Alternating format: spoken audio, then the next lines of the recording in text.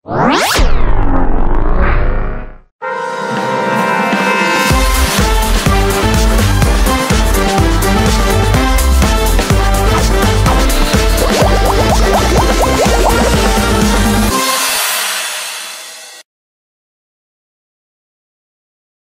Sobat Semanca, kembali lagi di Mondrogeni Podcast Semanca.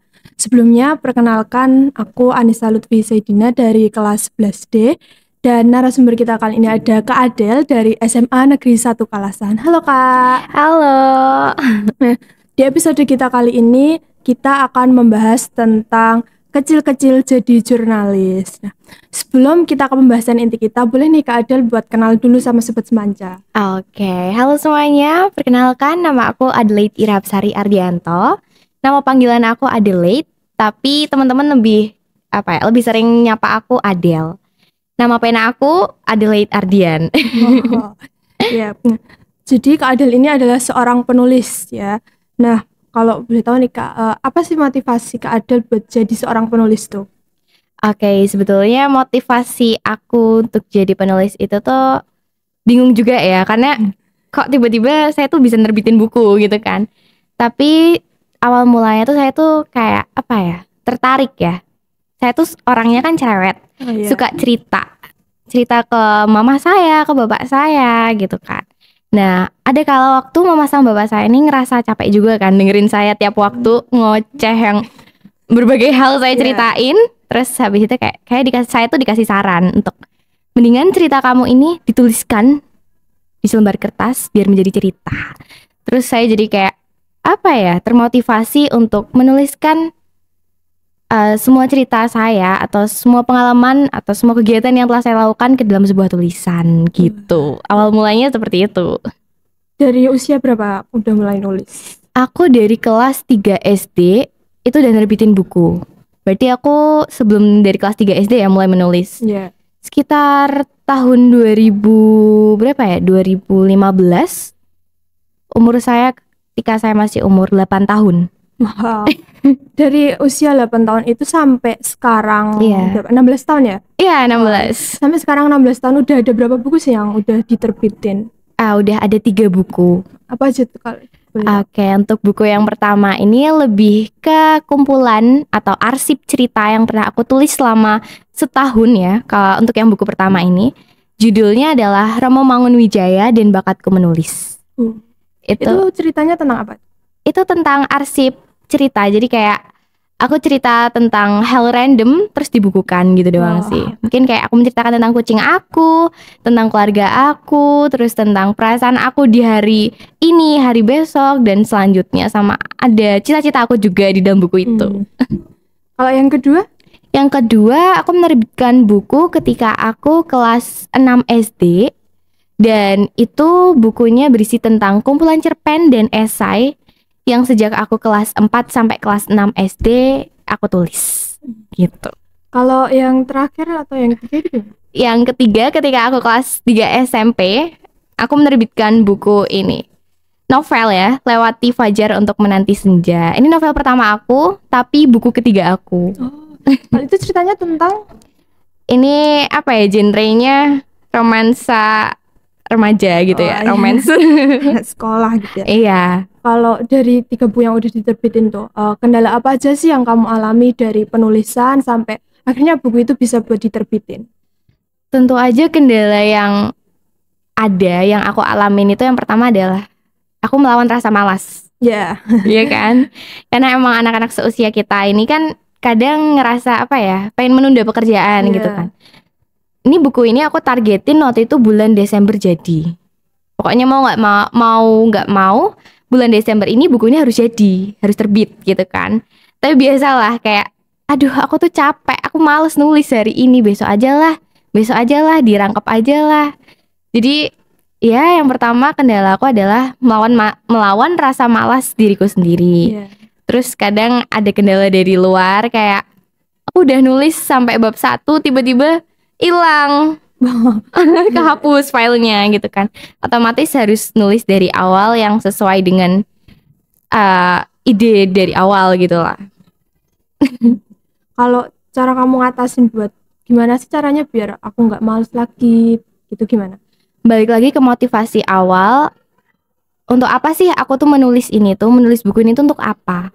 Dan aku harus mengejar kan, kayak ini loh aku tuh pengen menulis buku ini tuh tujuannya untuk seperti ini. Nah ketika aku merasa malas, aku harus inget-inget lagi, aku tuh menulis tuh untuk apa, untuk bagaimana, untuk diriku sendiri juga kan, karena ini kan potensiku, otomatis kan aku mau nggak mau harus menggali potensiku ini gitu. Tapi pernah nggak kayak nulisnya itu kan misal kamu nargetin sampai bulan Desember harus jadi, kayak lebih dari bulan Desember baru jadi gitu, pernah nggak? Pernah, misal aku nargetin bulan ini harus jadi 2 tulisan. Ya. Mau nggak mau harus jadi 2 tulisan, entah itu mau dikebut per 2 minggu sekali ngejar 1 judul atau gimana. Ketika nggak nyampe itu rasanya kayak yang pertama ngerasa apa ya, ngerasa kecewa sama diri sendiri ya yang pertama. Tapi kemudian merasa harus, oh ini kesalahanku tuh seperti ini, jadi harus diperbaiki gitu. Evaluasi. Iya, evaluasi. Terus kalau boleh tahu nih kan, jadi seorang penulis tuh harus punya kemampuan khusus gitu ya. Apa aja sih yang harus dimiliki, kemampuan yang harus dimiliki oleh seorang penulis tuh? Ya, yang pertama mau membaca ya. Oh iya. Kita kan harus membaca. Mau membaca banyak cerita yang itu bisa dijadikan sebagai referensi atau inspirasi atau ya untuk menambah ilmu baru ya bagi kita. Kan nggak mungkin ya kayak kita baca buku itu doang, kan otomatis ilmu kita cuman itu aja. Otomatis kita harus mau banyak-banyak membaca, terus juga harus mau bercerita, tapi dimasukkan ke dalam bentuk tulisan gitu. Mengolah kata-kata. Kalau kamu promosiin ke teman-teman tuh, apa aja sih media yang kamu gunain buat promosi itu sendiri? Tentu yang pertama ada WhatsApp, terus sama Instagram. Aku cuma pakai 2 itu. Oh ya, kamu berarti itu mempromosiin sendiri ke teman-teman gitu atau gimana? Ya, aku mempromosikan secara mandiri. Sama dulu juga pernah, bukan pernah sih, dulu sempat dibantu sama ini Kalana, penerbitnya ini. Berarti nggak keseluruhan tuh secara mandiri gitu ya? Enggak, tetap dibantu. Ada yang dibantu oleh penerbit gitu. Iya. Kalau ini target pembacanya tuh siapa aja sih kalau gitu? Tentu teman sebaya aku. Oh ya. Kan kayak seumuran kita tuh jarang banget gitu ya punya hobi yang membaca, menulis gitu. Gimana sih cara kamu kayak ngajakin teman-teman, ayo dong bisa baca gitu, punya hobi membaca gitu? Tentu aku kan membuat cerita yang bisa dinikmatin sama anak-anak seusia aku. Terus kayak ngajakin aja, kamu kalau baca ini nanti kamu begini loh, nanti kamu begini loh, sambil dibawa bercanda, ada dibawa santai gitu lah. Ya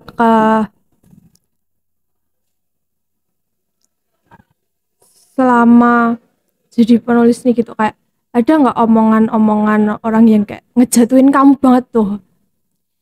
Tentu ada ya mungkin, tapi aku nggak berusaha mau mendengar hal itu. Jadi kayak pasti ada orang yang nggak suka sama aku ketika pencapaianku seperti ini.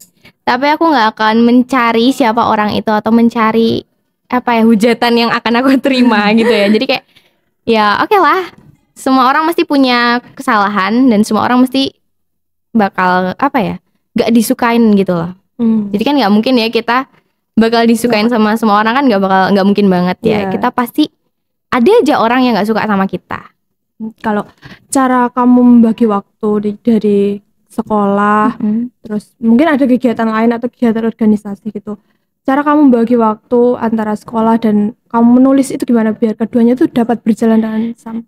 Nah itu kebetulan PR aku selama di SMA ya. Selama dari SD sampai SMP itu aku bisa ya kayak ngimbangin gitu loh, organisasi, menulis atau prestasi aku sama belajar aku sama keluarga. Nah SMA ini semenjak kelas 11 ini aku mulai kayak ngerasa keteteran gitu loh, kayak aduh ini gimana ya antara sekolah, belajar aku, prestasi aku menulis ini sama organisasi-organisasi yang aku ikutin. Nah tentu cara pembagian yang aku lakukan selama kelas 11 ini tuh gimana ya kayak pertama aku buat list dulu mana sih prioritas aku. Oke, untuk sekarang aku memprioritaskan prestasi aku atau potensi aku, yaitu menulis. Jadi kegiatan apapun itu yang aku rasa bisa aku kesampingkan, aku akan lebih memilih untuk menulis. Iya.